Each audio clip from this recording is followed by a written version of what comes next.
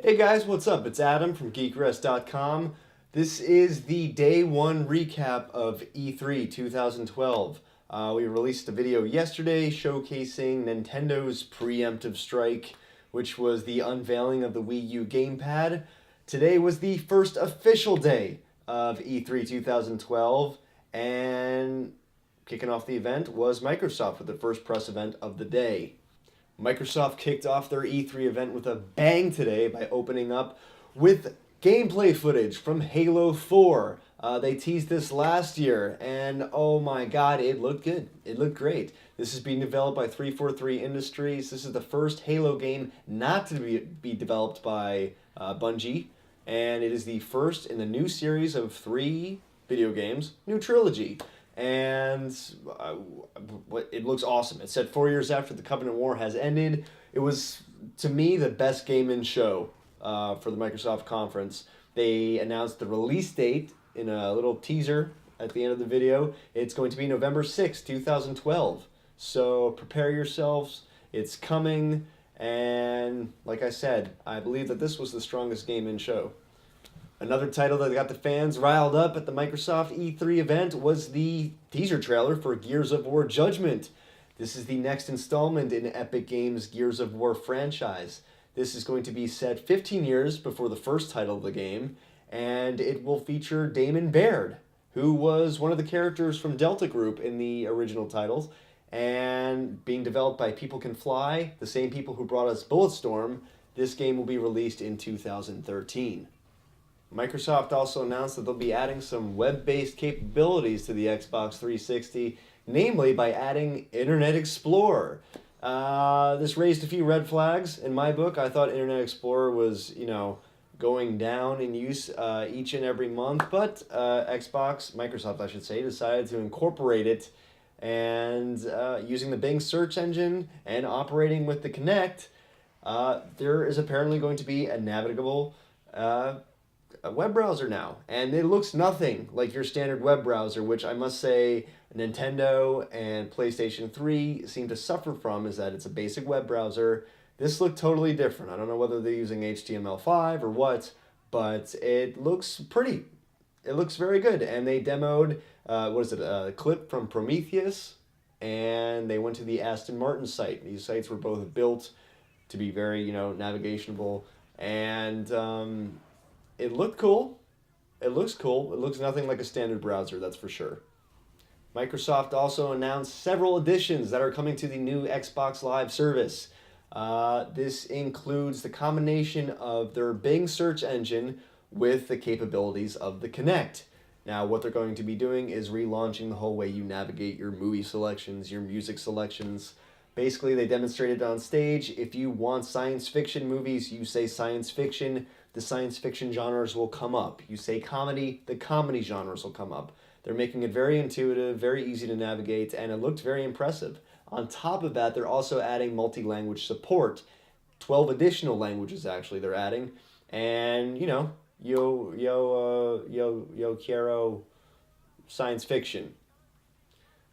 Microsoft seemed to be particularly proud of their new smart glass system. Now, this is a new system they devised for the Xbox 360 that will allow your smartphones and tablets, the ones you already have now, to interact with your Xbox 360. The purposes for this that they showed, well, you can watch a movie and on your tablet device or smartphone device have information about that film streamed directly to your device. If you're watching a sports game, you can check out the stats and so forth. They seem to put a lot of emphasis that they're focusing on the fact that this will better immerse you in the content that you're currently watching. I have some questions about that because personally, if I'm watching a movie, I want to watch the movie, but I'm, OCD like a laser beam when it comes to watching movies. So maybe people will be interested in this, maybe not. But the Smart Glass service, this is what they're going to be offering. Finally, Microsoft announced that they will be partnering with Nike for a Nike Plus fitness game. Smart move. Nike revolutionized fitness and weight loss and statistics to keep track of all of this with their Nike Plus sneaker. Microsoft is now joining hands with them, and they will be developing, fitness software to keep people engaged and active in their workouts. They're going to try to use social networking to get people to participate with other people, work out locally. We'll see where that goes. Could be some interesting dilemmas coming up with stereotypes and people's weights and whatnot. I'm just saying, Xbox Live, there's some fiery people on there with some not so nice things to say. But either way, that's the news from Xbox. The first day of E3 only got better as we saw gameplay footage and teaser trailers for Tomb Raider. Being one of the first games, Tomb Raider looked amazing. This is a prequel title, I guess you can call it. This shows us the early days of Lara Croft. And, oh man, she was kicking ass. She got a shotgun, crossbow, and the world they put her in looked beautiful. We saw this game last year at E3, little, cinematics, little gameplay. They polished it up a great deal, I gotta say. It looked fantastic. We also saw some footage from Resident Evil 6. Again, with Leon Kennedy gun in hand, looked sick. Looked absolutely amazing. The way they got the lighting down, perfect. The suspense, they've always had these themes, but they can only get better, right? Right? Yeah. So that looked amazing. Another standout game from the day, South Park, The Stick of Truth. I don't know why, but a lot of people were talking about this game. Well, I can understand why. Scratch that. Matt Stone and Trey Parker came out, the creators of South Park, and they mocked the game a little bit. They even mocked the hype of tablets, and wouldn't it be great to control your game through your tablet while in the living room, while in your refrigerator? These guys, they're funny. I can't believe they're still going strong after all these years. But thanks to games like this, The Stick of Truth, new generations are picking up on it and enjoying it. The aesthetic of South Park is there. Like I said, I'm talking about this game because it was pretty impressive. And what else finally that was impressive? Call of Duty Black Ops 2.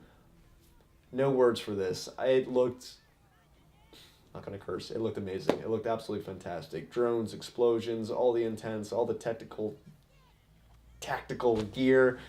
Insane. So these were some of the highlight games that we saw today. Rayman Legends was another game that we saw, and this was on the Wii U device. Like I said, Nintendo opened up yesterday by showing off the Wii U device, so we started to see these tricklings of games that are going to be developed for the platform.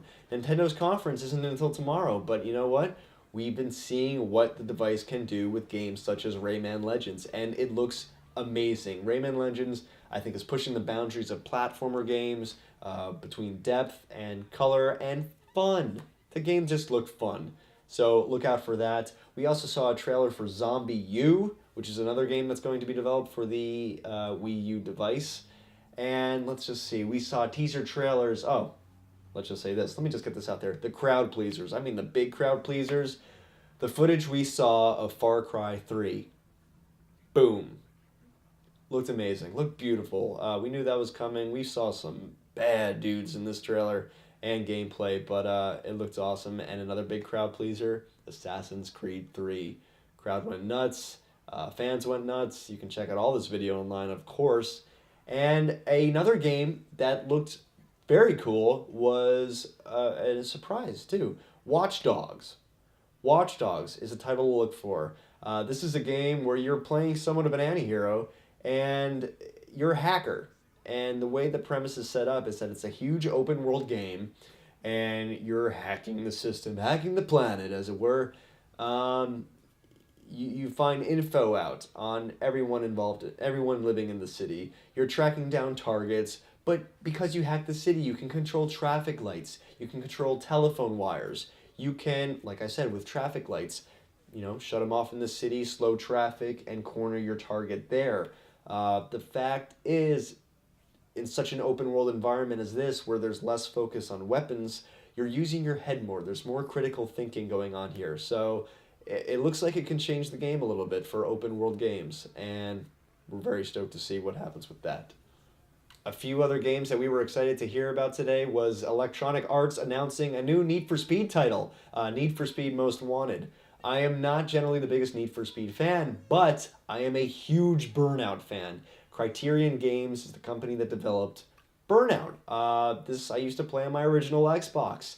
And from what I can tell of the gameplay footage and the trailer that we were shown, Criterion is handling the Need for Speed franchise. Lovely. I love it. They seem to be combining the elements that I enjoyed in Burnout and combining it with the sleek finish of Need for Speed. Need for Speed Most Wanted, like the title suggests. You're a car outrunning the police cars. All right, that's it. But the way the graphics looked, amazing. They looked absolutely incredible. So Criterion Games, I'm all behind them developing this.